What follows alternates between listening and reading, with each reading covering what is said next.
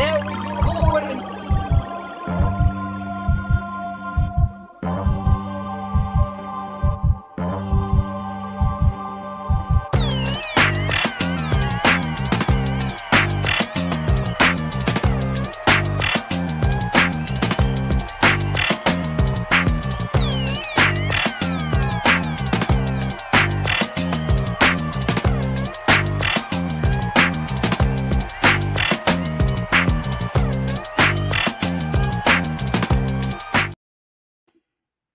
Hey, sports fans, this is Robert with WTP Sports Dudes here live on this Monday morning, Labor Day. For those of you who celebrate Labor Day, have a good one.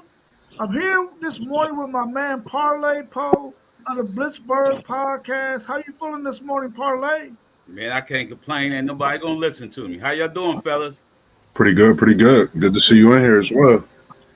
Yes, sir. We also got our man Mossberg of Level Up Sports Team with us this morning. How you feeling, Mossberg?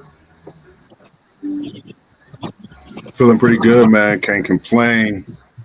And just looking and lock and loaded for the rest of the season, man. Big week one. It's good to see all the screens blaring. Good afternoon to everybody and happy Labor Day as well, all across the world. We also got our man FanDuel Zaya of the FanDuel Zaya podcast. How you feeling, FanDuel? I'm good, man. We back with another banger. Back with another banger. We also got our Midwest homie with us, the man in South Bend, our boy Post Game. How you feeling, Post Game? Well, yesterday I got off to a great start, man. I was in South Bend bright and early, barbecuing with the fans, or excuse me, with the fam. I helped my uncle with his fantasy football draft, so hopefully he has a great season. But man, oh my goodness, my night ended like hell, and I'm gonna tell y'all about it. I feel you on that. I feel you on that. Today we want to talk a little bit about what kind of questions we might have after week one and some of the answers we had before week one that we got answers to. So we're gonna talk a little bit about that this morning. So we're gonna go ahead and jump right in to some of the questions we got out of there. Our man FanDuel says had a question for us. After week one of college football, how do you think the rankings will shake out with losses by the number one team, number 14, number 16, and number 18 happened over this weekend? How do you think those rankings are going to look on Tuesday? Well, I think Texas ain't gonna drop that far, but Ohio State gonna be number one. They should be number one, but I know Bama, they should be out the top 10. They shouldn't drop this to 10. They should be all the way out the top 10.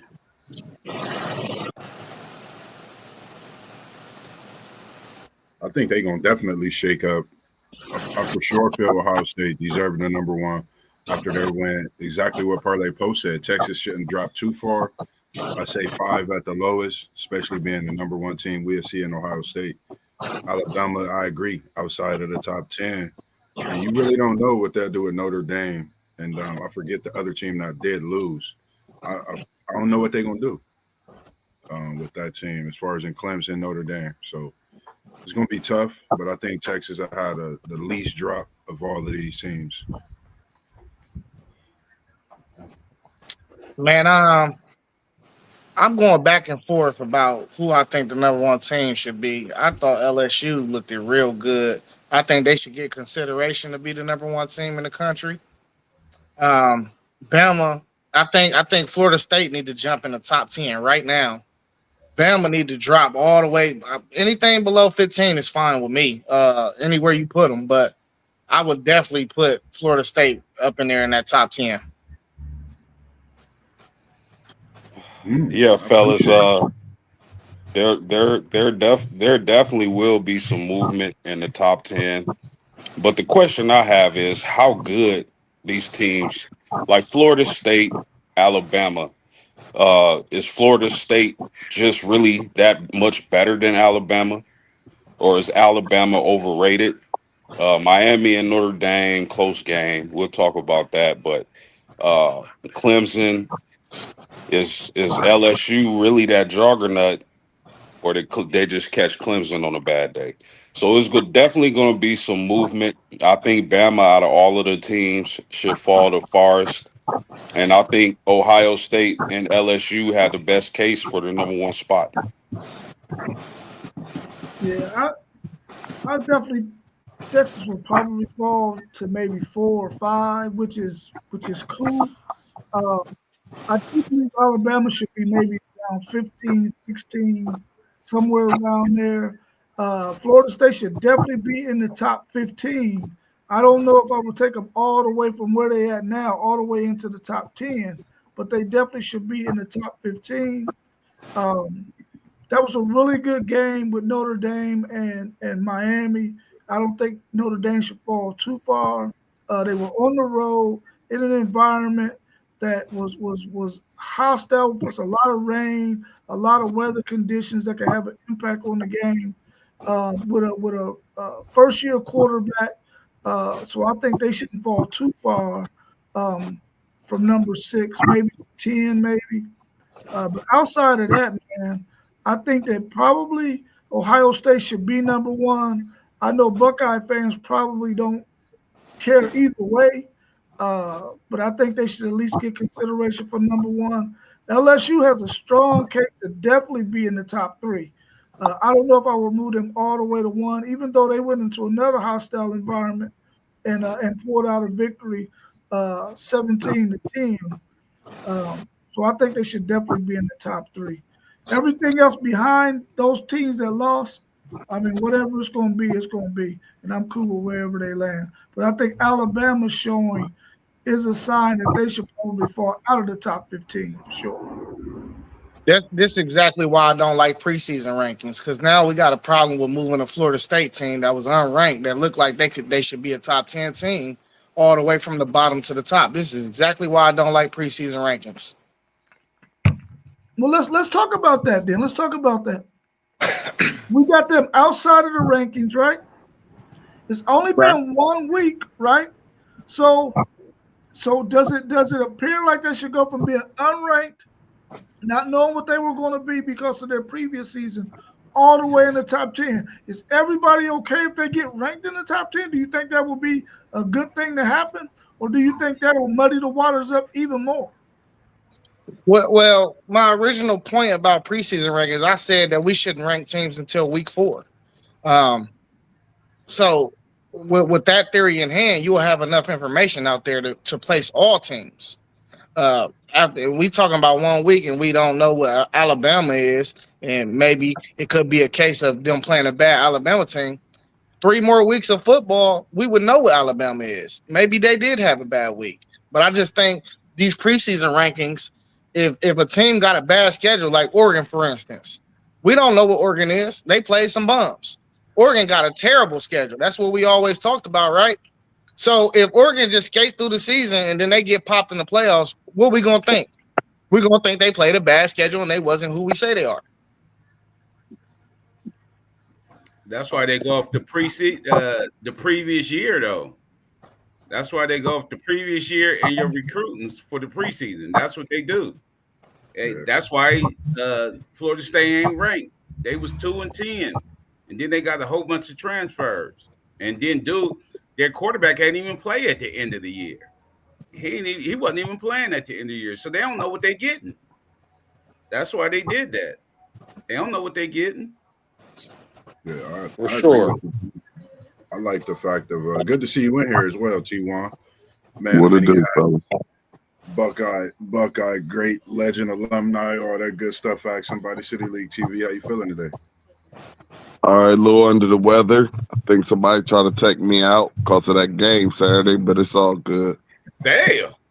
It's good to see your screen. I sent you a special package, my brother. I sent you a special package. It's only football. He opened that envelope. That's what I'm saying.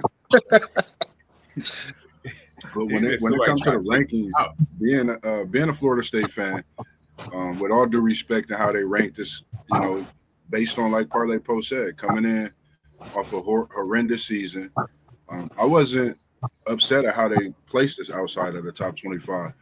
Now, when you ask about top 15, top 10, I feel like we put the world on notice and on watch for so many different things to see if Alabama is really that legit.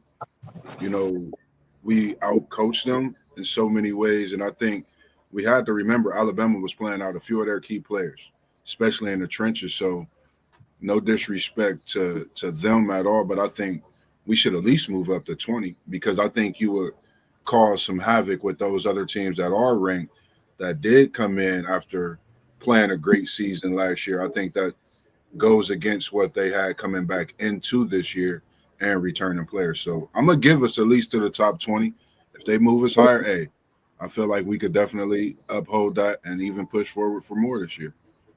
Hey, we have to find out if y'all legit too, Moss. So don't leave y'all out the equation. You know, it's one game. We gotta make sure that y'all back and ready and up for the challenge of a real live college football season. Yeah, no doubt, man. Should Florida State be a top 10 team? No. They'll definitely get their chance to make a case of being a top 10 team as the season goes along. But I don't think you put them in a top 10, top 15 right off the barrel after this big, humongous win for that program. I think they'll definitely be a top 25 team, maybe even top 20, but top 10, top 15, that's a little bullish. Agreed. I agree. Okay. I think we Well, do. let me ask y'all this. Blindly, if nobody was ranked after week one, where would y'all throw them in at after we seen everybody? I wouldn't Don't know. start none. Won't be none, Zay. But I I'm put them about. I put them about 19, 20. 19, Man, I seen- 20 with I nobody didn't ranked. see 19 or 20 teams that looked it better than Florida State this weekend. I know, but I got to go off their history too, so I couldn't just throw them right into the fire. So we're gonna let them ease their way in. And I know, as my Buckeyes and how we like it, we don't care if you got us number one or in the top 5 or in the top 10.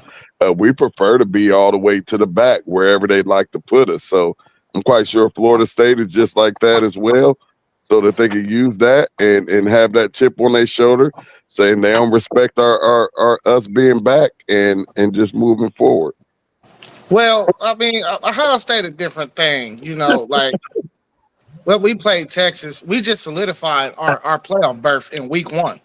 Unless something just absolutely goes absolutely wrong, we solidified our spot in the playoff already from week one.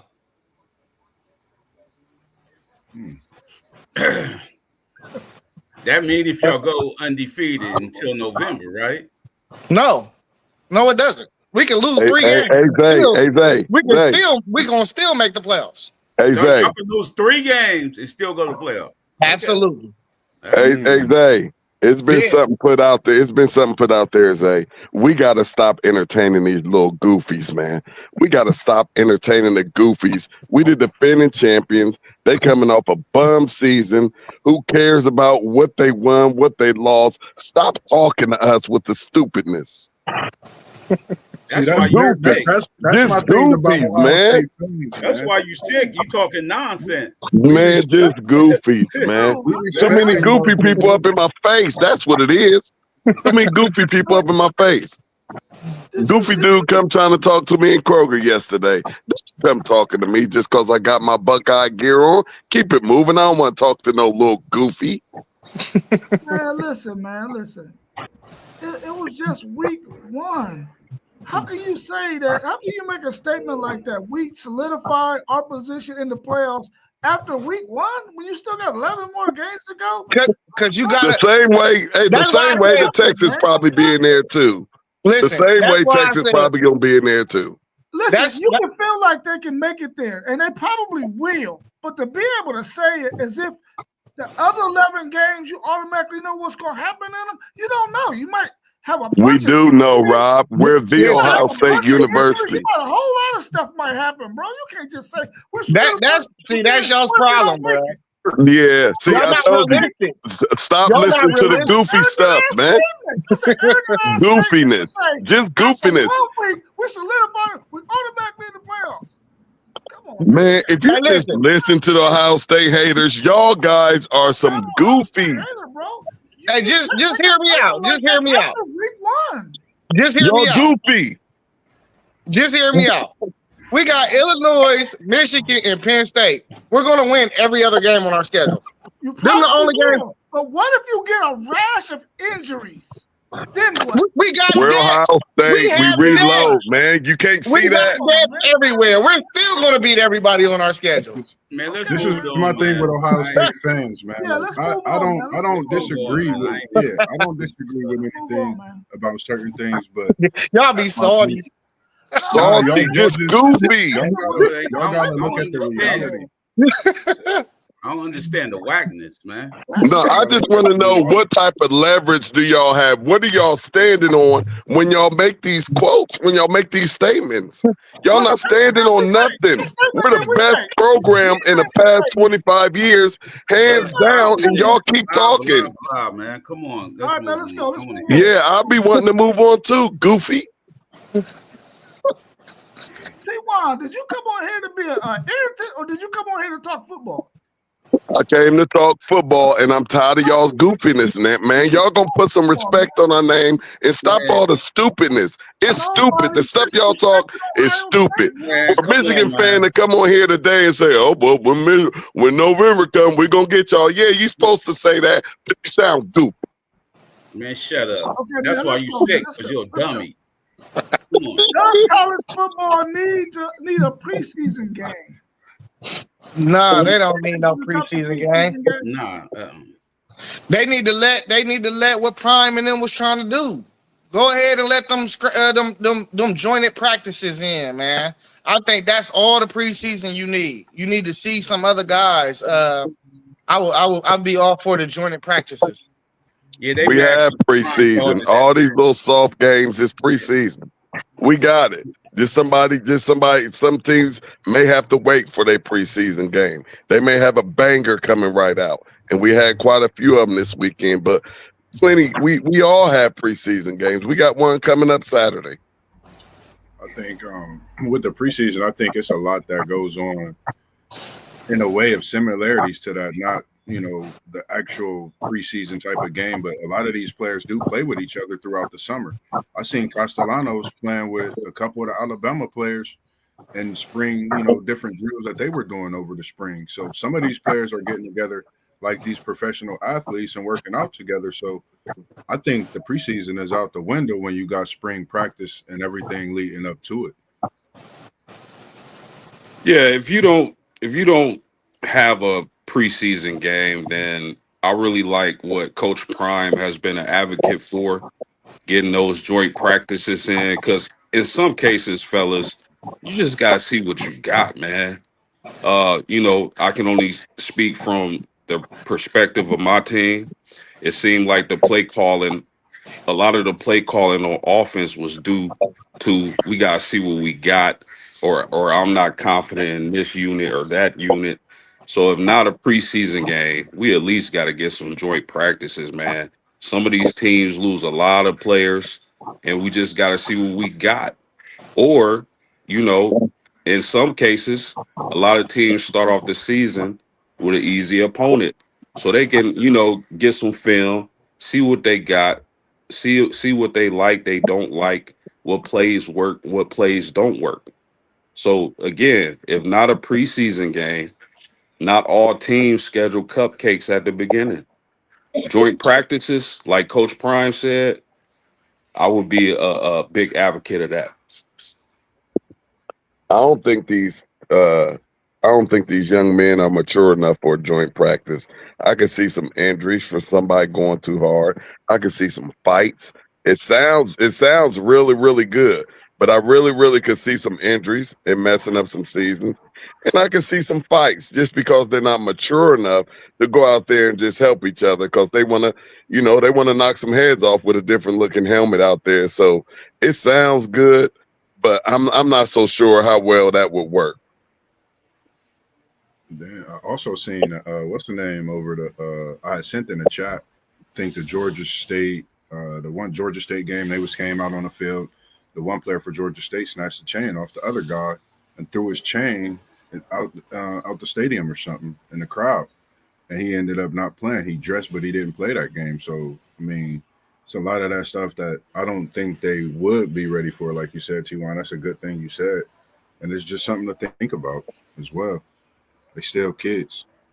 I mean, man, it's football. Stuff is going to happen, whether it happens during the regular season or whether they have a preseason game. It doesn't matter. It's football. Stuff's going to happen. And I think that teams should be able to, if they want to have a preseason game against somebody that's not on their schedule, in the near future, and they want to lock up and have a preseason game, I think they should be allowed to do it. I don't have no issue with it whatsoever. If you don't want to do a preseason game, don't do one. But if you do want to do a preseason game and somebody else wants to too, then do it. You got an echo, Rob. Somebody's phone ringing. Yeah, so that's how it goes, man. If you want to do a preseason game, go do one. If you don't want to do a preseason game, then don't do one. But I think it should definitely be an idea that they should use, at least if they can get it going. If not, then what about Parlay Poe's question here? He wants to know, will teams stop scheduling a top-tier team in week 1 so that they can have a tune-up game with a cupcake? Man, listen, bro. My thoughts, I feel like post game brought that up because he know his coaching staff called that jelly game in the first half when they should have had the handcuffs off from the jump. If the game would have went the other way, I don't think you would have came on here post talking about a preseason game. I don't think you would have. No, I'm not saying they absolutely have to, but it's a question. Some teams got to work out the kinks before they put the product on the field. Now, whether that be a preseason game, a joint practice, or just scheduling a cupcake, whatever the case may be, this is not the first time I brought this up. Win, lose, or tie, it doesn't matter to me. If some teams just need a game or a look to see what they have, that's it. Yeah, I agree with that. I think it might get to the point where teams might just say, listen, going forward, we're going to schedule us a cupcake in game 1 so that we can have a tune-up game so we can see what we got, see what we need to work on, see what kind of things work, and see what kind of things don't work. I think ain't nothing wrong with that. I think that's a good idea if teams want to do that. Now, I don't know if college football going to want that because I know we all want bangers every week of college football. We want to see bangers. And we saw a lot of bangers in week 1 this week, and a lot of teams that lost. I mean, some of them, they learned a lot from the loss that they took. And there are other teams who didn't learn a lot, I don't think. I don't know if Alabama learned a lot from that. Well, they probably learned that their dudes wasn't hustling. They wasn't working hard. But I don't mind having a tune-up game and scheduling a tougher opponent in game 2, 3, or 4 as opposed to game 1. And just look at this real fast, Moss. Your Bengals have got a lot of flack. I know college is not the NFL, but just rock with me. Your Bengals have got a lot of flack from starting seasons slow. They finally played their starters in the preseason this year. Why? So they wouldn't start slow. The Bengals have been behind the 8 ball the last couple of seasons with that great offense because they set all their starters in the preseason, which is, I get it. You want to keep your starters healthy. I hear a lot of y'all saying it's about the health. Cool. But sometimes you need those reps before those lights come on and those pads get the popping, fellas. That's all I'm saying. I like it. Either way, I think it goes to show again too, that work that you put in over the summer. I think, we seeing a lot of teams that put that work in over the summer. We question what's going on down in Alabama a lot as of late, but I think it just goes to show the work that you put in throughout the summer. But whether it's week 1, week 2, week 3, week 4. I'm okay with it. I kind of like it because it produces bangers. You're able to see some great games, some conference battles, and then you can move through the season and get better as well. You could get better through, with a win or a loss. There's always ways you can learn, whether you win or lose. I still think it's things we're not accounting for, like class, school coming back into session. I don't think we account for the fact that you might miss out on a full week of practice just to have an exhibition. I think it's just so many different variables, man. I think we in the era more than ever where these first week matchups, it can help your resume more than it can hurt you if you playing bangers.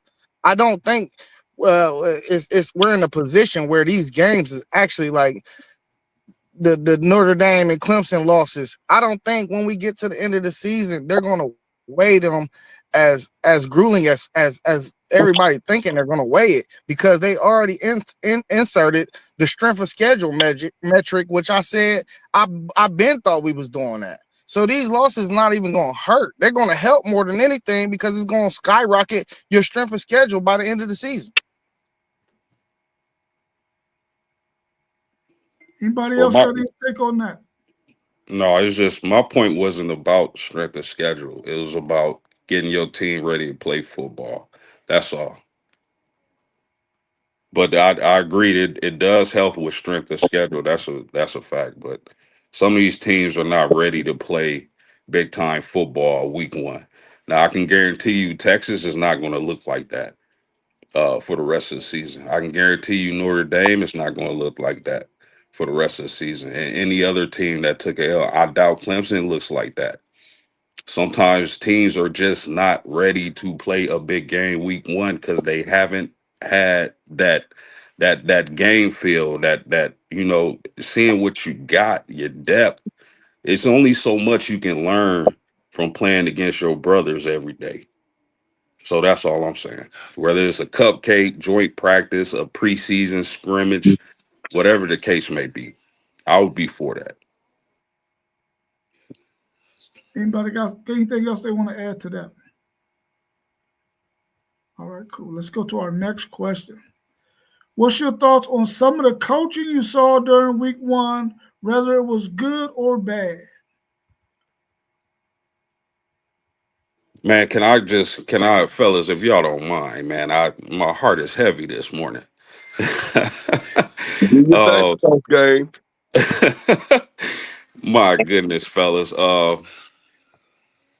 Mike Denbrock, the offensive coordinator for the Fighting Irish, I think we all agree that he's one of the best offensive coordinators in college football. What the hell was he doing last night? Bruh, you running quarterback powers with CJ Carr like he Riley Leonard, getting that boy cracked. I thought he was gonna be messed up after one hit. It looked like he got hit in his spine. Bruh, you have Jeremiah Love. You see, when we start getting him the ball, only good things happens. This dude want to jump over skyscrapers. He got to stop doing that, but it's just a special talent. Bruh, those RPO pullback screen passes, what are we doing, man? What are we doing? It looked like Coach Denbrock was coaching scared, or he just didn't have faith that the offensive line pass blocking would hold up. But I don't get the game plan he had. I thought specifically that he put the game in CJ Carr's hand when he didn't need to do that. And I was extremely disappointed. You had Jeremiah Love, the backup running back. Forgive me, I can't think of his name right now, but he comes in and he's gashing up their defense. Bro, what are you doing? Listen, we don't care if they know we gonna run the ball. You got special running backs. Jadarian Price, I'm sorry, y'all. Jadarian Price carved them up. And then they stopped going to him. What are you doing? So I was disappointed in Mike Denbrock's game plan. I don't know what he was doing. But I will say this, fellas. Notre Dame has their quarterback of the future. Did y'all not see? And I don't think I ever saw this before. Dude reverses feet. He getting pressured. I thought he was going to get sacked. He reverses once, then reverses second, and he's going downfield in a no-look pass for the touchdown, bro. I don't think I ever saw that in my life watching college football. CJ Carr, of course, he made some mistakes. Freshman red shirt, first time starting, but he'll clean those up. But that guy is going to be special for years to come. So, all in all, Mike Denbrock, man, you got to get yourself together because I don't understand the game plan you called last night. Yeah, I'm gonna talk about Baylor's defensive coordinator. I mean, they sold out on the pass the whole game, but after a while, when you see the script and you seeing Auburn just run the ball down your throat, now it's time to sell out on the run and make the quarterback beat you. I mean, he had a bad year last year in the first place. I know they got Singleton in the portal, and then the other kid they got out there, and they both was high caliber players last year. But man, at some point, bro, you have to just stop the run first and see where it take you, man. I'm just talking about like the RPOs, the QB run straight down the middle every time. They had no answer for it, and when you replay the tape. He muted. Hold on. Who keep muting him? He must have hit that himself. Yeah. Yeah, Can't hear you. Yeah, I hit the mute button because the plane was going over my head. Yeah, but I'm just saying, like, you got to sell out at some point and make the quarterback beat you, bro. I just didn't understand it, and not at one point did they turn the game plan to stop the run. So their DC get an F grade for me. Okay. If I'm that what's the name? If I'm that defensive lineman for Miami, for Miami, I'm cussing that secondary out on that play you talking about post game, because he was the only one. Seemed like he was the only one in action when he was doing that. I'm cussing all them DBs out because I'm the only one chasing him. And when he threw the ball, wasn't nobody around two receivers. You know what I mean? So I'm cussing him out. But my problem was I see some bad coaching.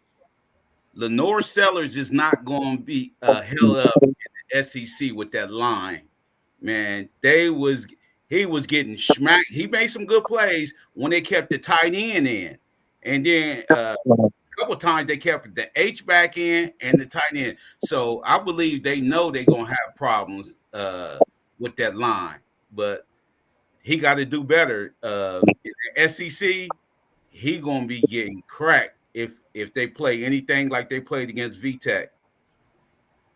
I would say for LSU's Kelly, I know he came out, we talked about him all through the season leading up, even at the end of last season. For him to go in Death Valley and take this LSU team in there to continue to pound throughout that tough game and be physical with Clemson, and for that secondary to step up in key moments, I think, I'm just giving them that good job, man. Great job on LSU's part and coaching staff. Just seeing them, that was a tough game and a lot on their shoulders coming into the season, let alone that first game. And to go there, of all places, and get that big of a win, we give it to LSU on that one. Good job. Yeah, I don't have anything good or bad to say about any of the coaching. I think some guys had the opportunity to do some good coaching, and you've seen it. And then you got other situations where coaches made some mistakes. But that's all the time. So we always got something to say about a coach. Either, he did something good here when he had the opportunity, or he didn't do something good when he should have had when he had the opportunity.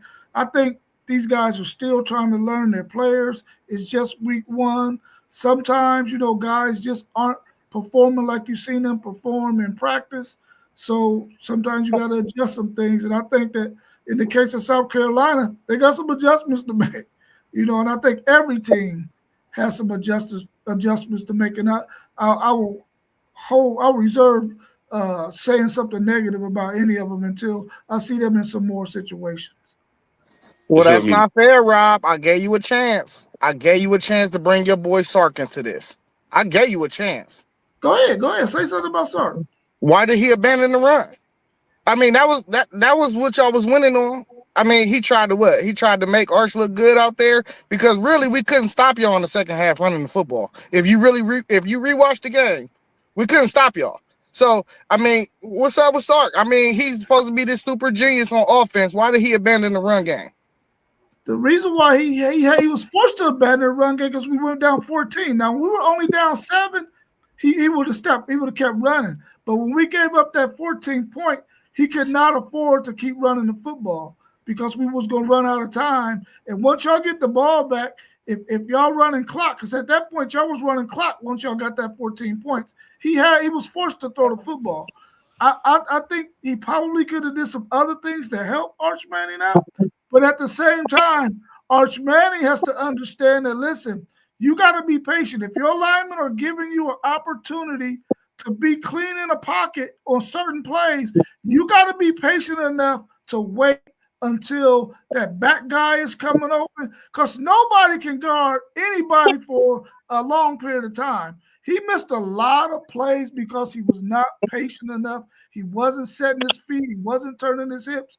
So Steve Sarkisian called a good enough game for Texas to win. Arch Manning just didn't execute the way he needed to. But Steve Sarkisian could have done more to help him out with that, but that wasn't the case. We still should have been able to score more than 7 points. Yeah, Rob, you got to remember too, though. Arch Manning didn't know what he was seeing. He thought he knew what he was seeing. I mean, he was confused. And that Ohio State defense, we wasn't, although we was giving up nice size run plays, we wasn't worried about that. You know, we was worried about not giving up long passing plays. We was worried about containing that high-powered passing offense that I'm quite sure plenty of SEC teams and whatever non-conference teams y'all have on the schedule, they're going to find out, and they're going to find out quick. So I'll just say that a whole lot of that just had to do with that Ohio State defense. Matt Patricia, man, I don't know. I don't know if you remember or if any of y'all that, look at the Buckeyes remember when Jim Knowles first came in, his first game, it wasn't a good defensive game. And what the commentators and everybody was saying, oh, Ohio State going to have to get used to this defense. Man, Ohio State looked comfortable in that defense right there. And I plan on us confusing a lot of quarterbacks this year. And the younger they are, the more confused that they're going to be. And they're probably going to look a little bit like that when they're playing and not look as good as, people have probably seen them play in the past. So, man, just highly impressed with the way that the Ohio State Buckeyes were having all of these new players to take on a new defense and come out like that game one against a powerhouse. I mean, you got to give Matt Patricia all of his P's and also give it to the Buckeye players for picking up that defense. They picked up that defense, and they say it's not easy to get a defensive coordinator and the team just, pick it up and get the flowing. And I think we did that. And that defense is what's going to win this national championship for us again. Anything anybody else want to add about the coaching?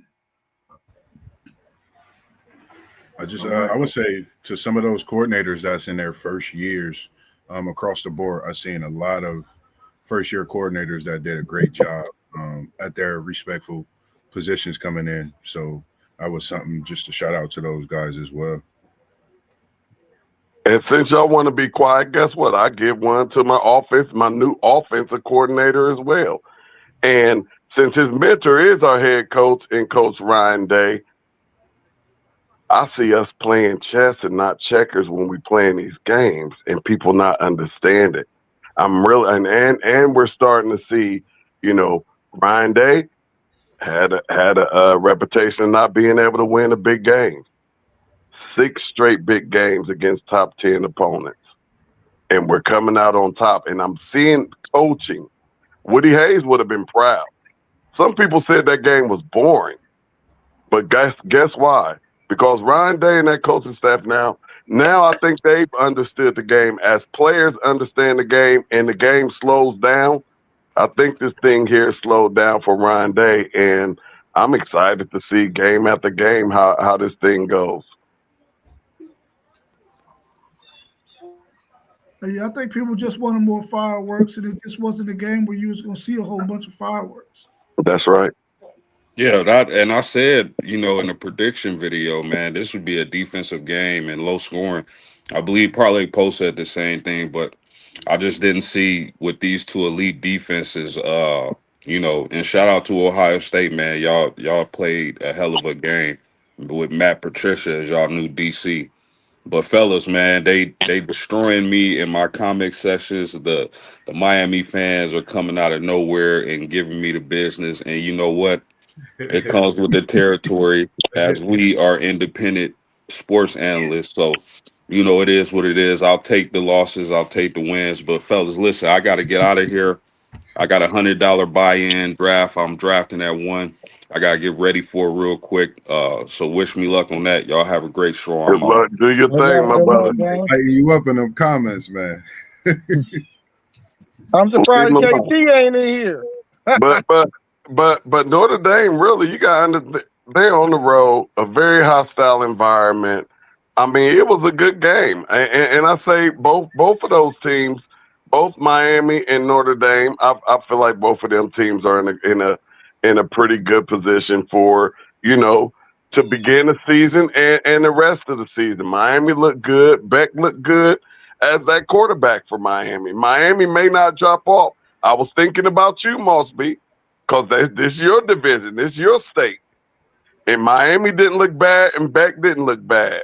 So we look real good. That's what I'm saying. It's and we all know that Florida State, Miami is always a classic. I've been watching Florida State and Miami since I've been watching football. Just like I've been watching Ohio State and Michigan. That my next biggest rivalry that I've been watching for a long time just may be Florida State and Miami because, all the way from back when we was little ones, it come down to a field goal. Just some classic bangers that made me love football, outside the state of Ohio. Mm-hmm. We got a question for FanDuze and T1. What are your takeaways from the Buckeyes game on Saturday? Well, T1 talked about it a little bit. Man, I rewatched our game 2 more times already, and I still can't figure out what the hell defense we was running. So I don't is Sark didn't know. I don't know. I don't think nobody know what defense we were running because it was that disguised. And that is a beautiful thing, man. I'm telling you, it's going to get real tricky for teams that really, really rely on passing the ball against us. Now, some can be had in the run game. I think we got to clean some stuff up on that part. But, bro, watching the film, bro, we ran multiple different fronts. Like we ran 52, but really it was a 51 though. And it was 5 down, 1 linebacker, and then Caleb Downs was rovering, and they just gave him the option. Like sometimes it'd be a cover 2. They just gave him an option whether he wanted to play the box or drop back in coverage.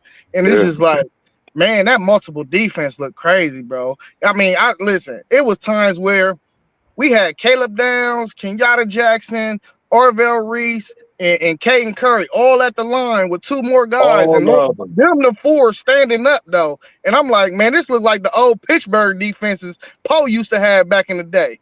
I don't know what people gonna do with that defense, man. That defense looked crazy. Man, we rolled the 3-3-5 out there too. Like, dog, we was doing all type of stuff on defense, and hey, just like Zay just said, I was confused too. I ain't know what we was running. I always can look at the Ohio State defense and know that we in this 4-2 or 5-2 or whatever or whatnot, or this nickel D or this cover 3 or cover 5. Man, it's a whole lot for y'all to study, man.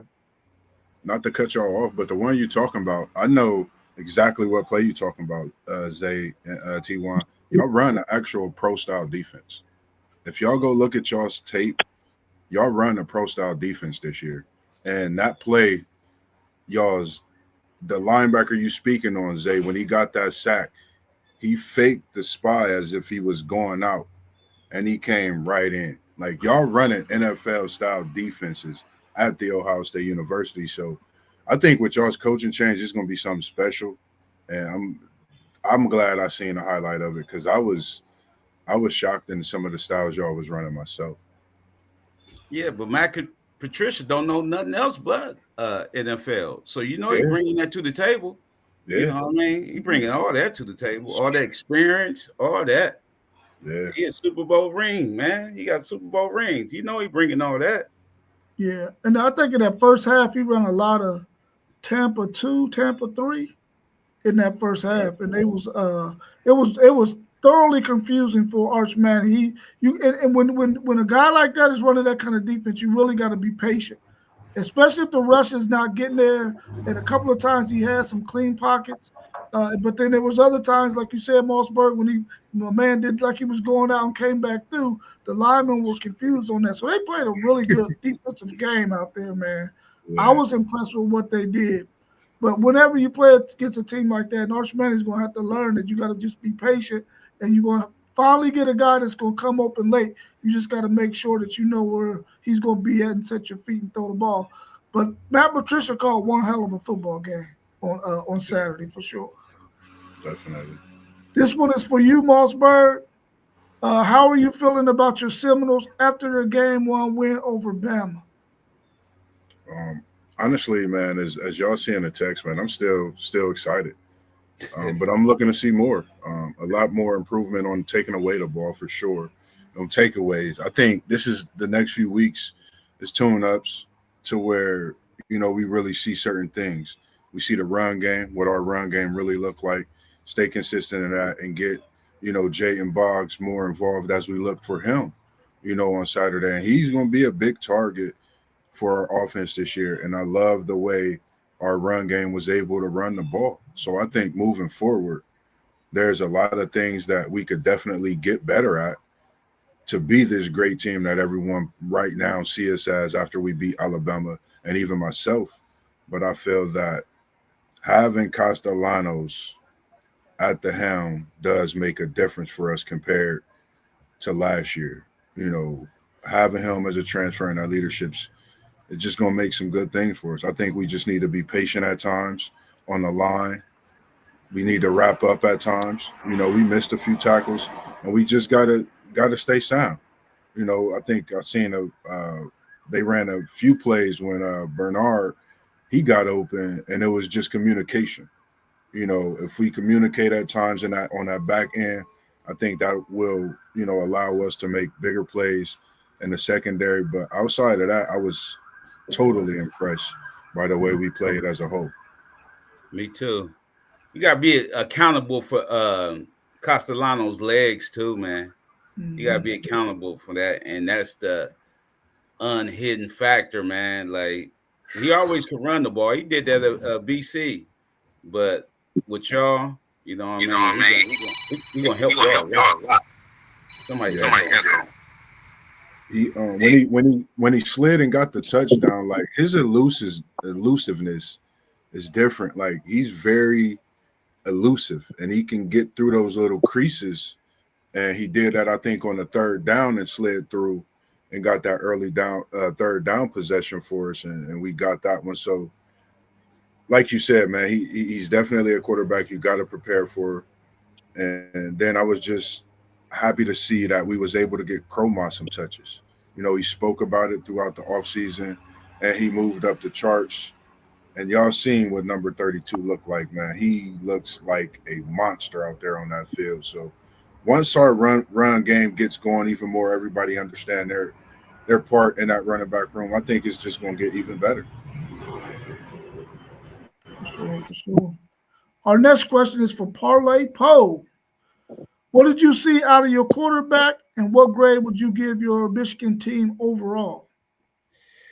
I seen good things out of him, but he missed some passes, but that's understandable. He missed some passes, and I think this was a good tune-up for us, man. I didn't know they had 175 new players, whatever, the Lobos, and dude coached them up. So they play good too, man. Shout out to New Mexico. But I give that grade. I give us a C, man. I give us a C. Did you see a lot of balance? Did he throw him as many passes as you wanted him to see him throw, or did y'all run the ball more than you expected? Now we ran. I knew we was gonna run the ball because we keeping it vanilla for Oklahoma, because I seen some times where I was like, man, why don't you pull the ball out? You know what I mean? I said, why don't you pull the ball out? And he didn't pull the ball out, and I was like, man, we must be saving that play for next week. You know what I mean? Because he could have pulled on the RPOs, he could have pulled them out some. But I'm impressed with Justice Hayes. I'm impressed like a mug. But I know that our one of our best defensive players, he can't play to the second half because the targeting. What'd you think about that targeting call? How'd you feel about that? Yeah, That was tough. Yeah, I don't think that was targeting, because they said he had his head up and he just hit him with his face mask. I ain't like that, you know what I mean? But we got to deal with it. They said that, but defensive line, they play good. Linebackers play good, but like I said, my worry spot is them corners, man. You know what I mean? Because they was shuffling them dudes in to see who fit. But Hill stayed on there. Hill was like the weak link like 2 years ago when we had Johnson on the other side. We know they was going at Hill. They wasn't going at Will. You know what I mean? They wasn't going to go at Will Johnson. But that's what I'm saying. Our weak link is these corners. I'm going to see how Wink Martindale going to do with these corners next week. Okay. This next question is for myself. It says, what questions did you have about Texas after week 1? What questions do you have about Texas after week 1? And did you get any answers to the questions you had before the game Saturday? I'll take the latter question first. I had questions about Texas offensive line, having 4 new starters in a game, in a hostile environment against a really, really good Ohio State team. They answered all the questions I had for them. They were able to do really, really well as an offensive unit. Now, that last play of the game for Texas, there was some miscommunication right there. And they're saying that because of the noise level on that last play, the right tackle did not get the call. So he ended up missing that block to have a free rusher that really disrupted that last play. Not that it would have been a first down anyway, because I think Caleb Downs was all over that tight end. So he probably wouldn't have probably got that first down, even though Arch was able to get the ball to him. So the offensive line question I had worked out well. I knew we had depth at the defensive tackle position, but I wasn't quite sure how they was going to look. They looked really, really good. And then our defensive secondary, they played really well, I believe. But two bad mistakes that we did make was we did not read the coverage the right way on the touchdown pass to Carnell Tate, and then the misread by their quarterback to Jeremiah Smith. In that defense, that corner should have been over the top. So that was a question I had. Are they going to be able to communicate? Because last year we didn't have communication issues on the back end, but we had 2 of them in this game that could have cost us 14 points if he would have read that one to Jeremiah Smith and then the one that they got to Carnell Tate. So those questions, I think we got answers to. But as far as going into next week, we got to get our red zone together. We are not good in the red zone. We've gotten better over the last couple of years, but Steve Sarkisian has got to get better with his linemen. If you are 4th and goal, you cannot allow a team to snuff your quarterback. Now, Arch made a mistake right there, though. He got to get the ball first and then pick the hole that was open. If he would have went left, he probably would have had a better chance of getting in, because Ohio State's defense was more to our right. And that's where he went and got snuffed, and they almost took his head off. Yeah. So he got to get smarter at that quarterback sneak. And we got to get better in the red zone. We got to become more dynamic with more motions and stuff like eye candy down there. If we can't hand the ball to Cedric Baxter, like we can't do it right now because he ain't 100% healthy and he can't quite get off like he could his rookie year. But once he's 100%, he might solve some of those issues. Yeah. Hey Ron, why you still going, man? I want to know from all y'all. I want to know y'all's 3 top performers from y'all's team from this week. You know what I mean? Just what y'all saying, who performed the 3 top performances from y'all squads. Well, I'll go first. If I look on the offensive side of the ball, we didn't know who was going to be our left guard till the last minute. Big Connor Stroh ended up taking that job away from Neto. And so he played really, really well. Now, the thing with him is he can't hold his blocks really well, but his initial punch is good enough to get movement. So for offensively, he was my big one. And then the tight end, I liked our tight end. He's going to be nice. Jack Andrews is going to be nice. Defensively, I was impressed with our true freshman, Grayson Littleton. He played really, really well, man. I was impressed with him. And anybody else defensively outside of him, they just played okay. I was impressed with Justin Hayes. He had 165. I was impressed with him. I'm impressed with our dude Klein, our tight end. I knew he was nice last couple of years, but they used him as a blocker because of Loveland. And I like our backup on our defense, man. Cole Sullivan, Roeder, back there we got a 6'5" safety back there. You know what I mean? He wasn't on the radar, but I guess the coaches knew about him. You know what I mean? So I'm impressed with him, but I'm not impressed with our corners.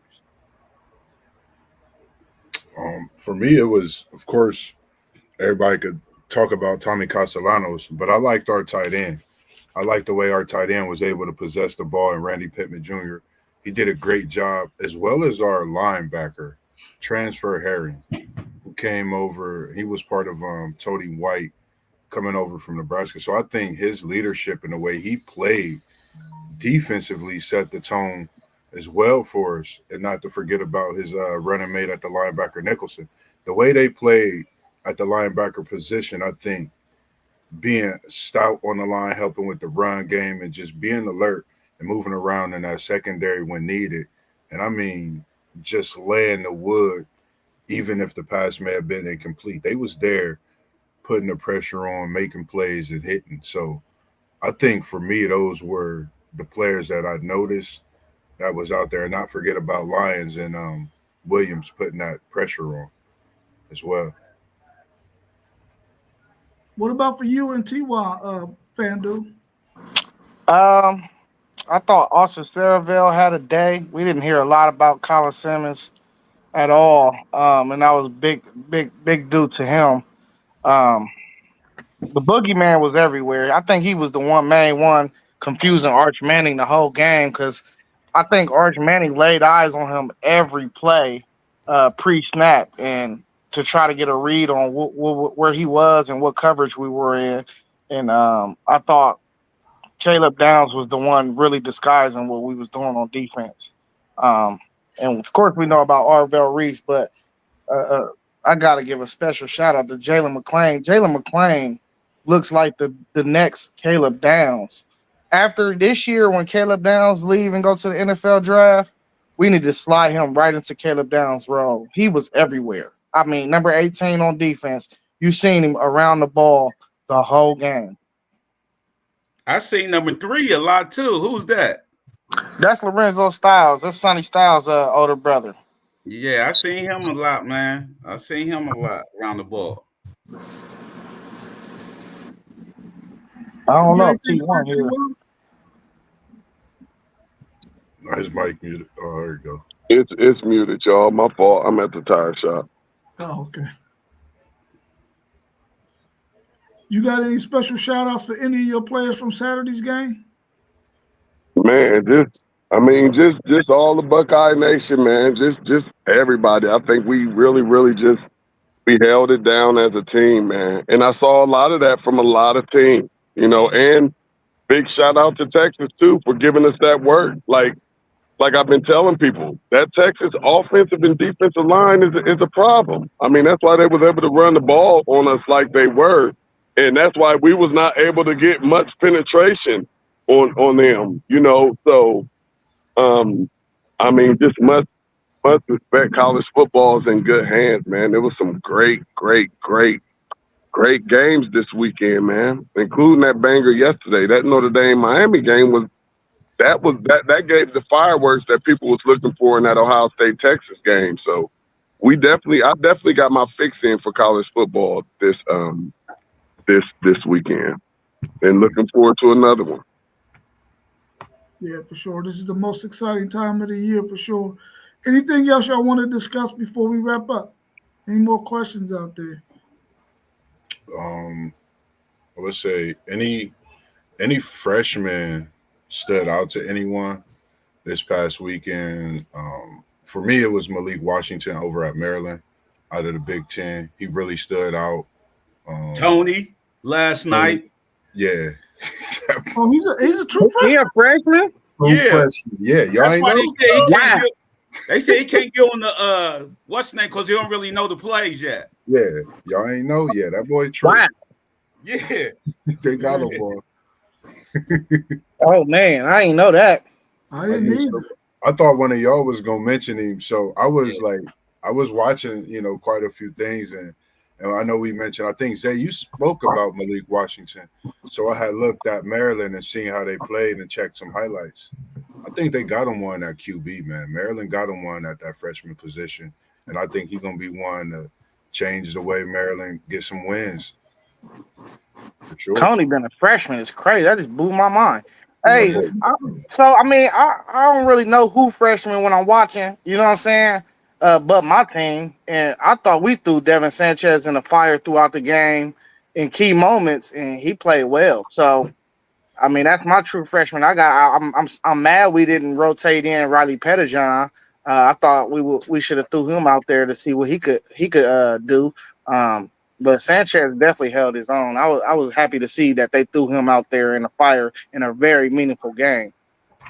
Yeah. Yeah, that's good. I didn't know Sanchez got in. That's good. I'm glad he got in. Yeah, he did.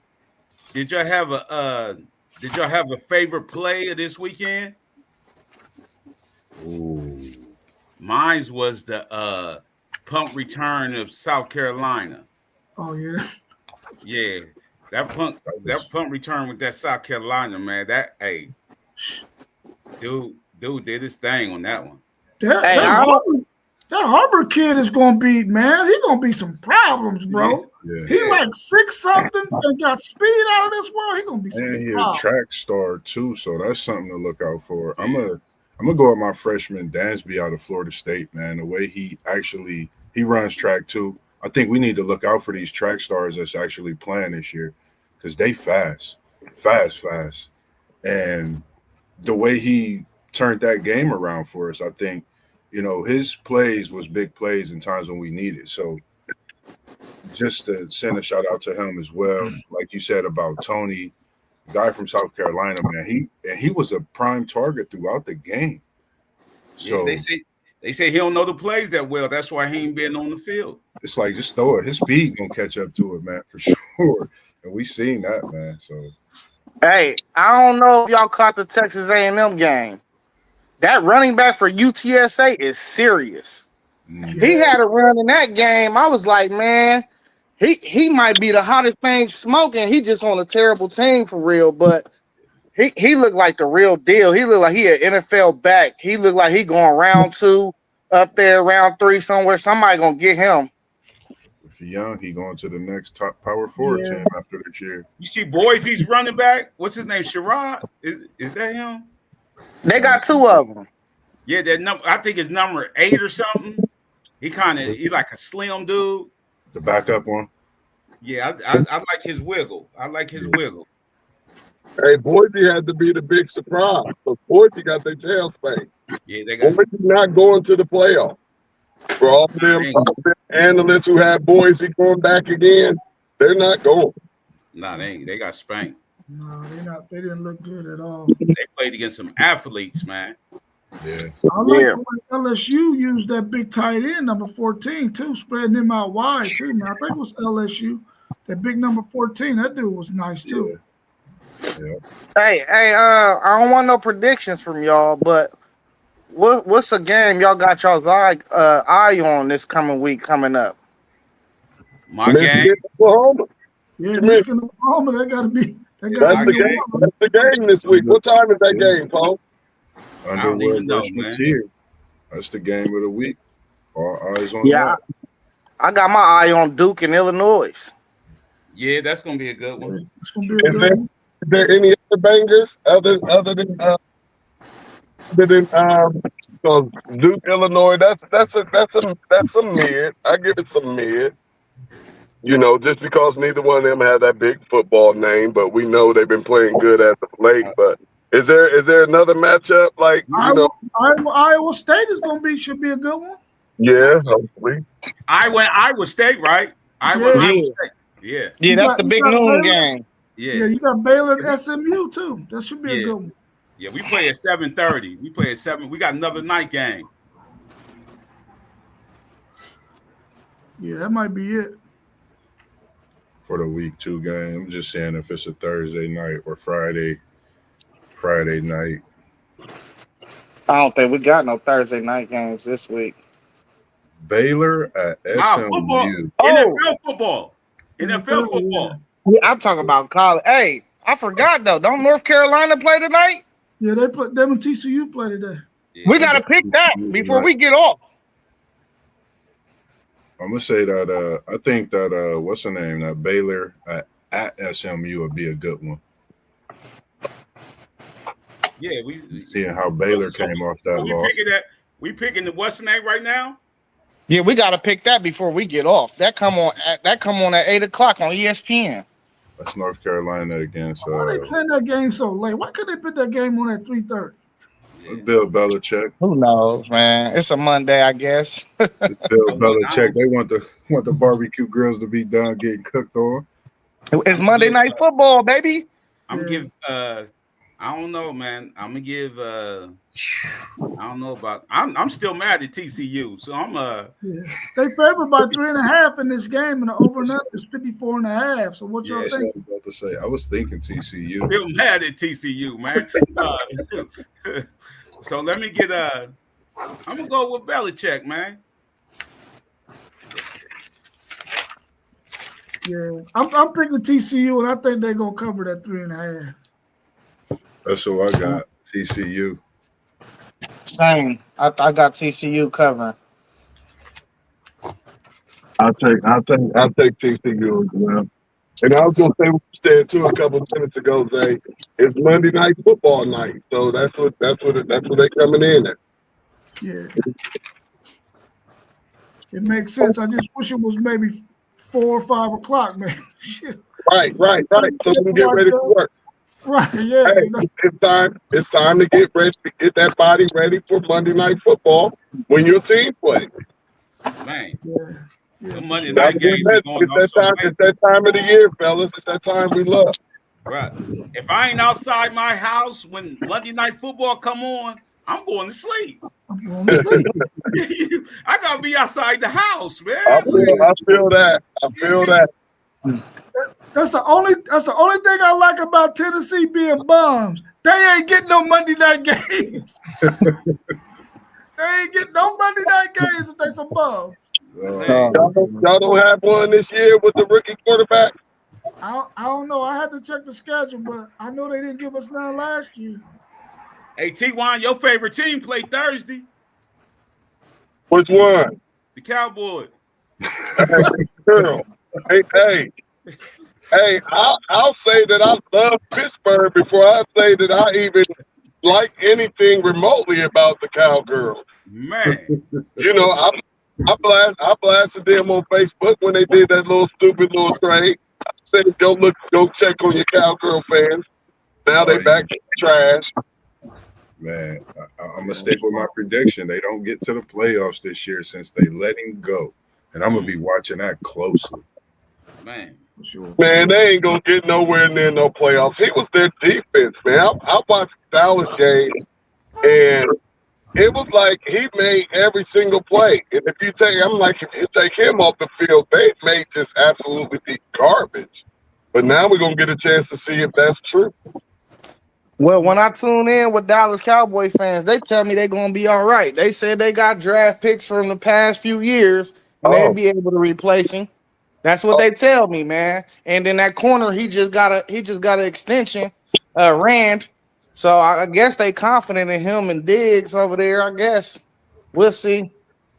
Yeah, but we'll see. All right, y'all. Well, I guess we'll be on again tomorrow night at 7:45. I'm not sure if I'm gonna be able to get Justin Geiger to do his Miami Dolphins preview or not. But if not, we still gonna be here at 7:45 talking something. okay. NFL, a little bit of college, and what's coming up in this upcoming week with the NFL. All right, y'all. Y'all have a good rest of y'all's day, man. I appreciate y'all jumping in. Love all y'all, man. Love you too. Like you too, fellas, man. That's a great week, man. See y'all tomorrow. Yeah, All right, yeah, cool. yeah. Peace. Peace.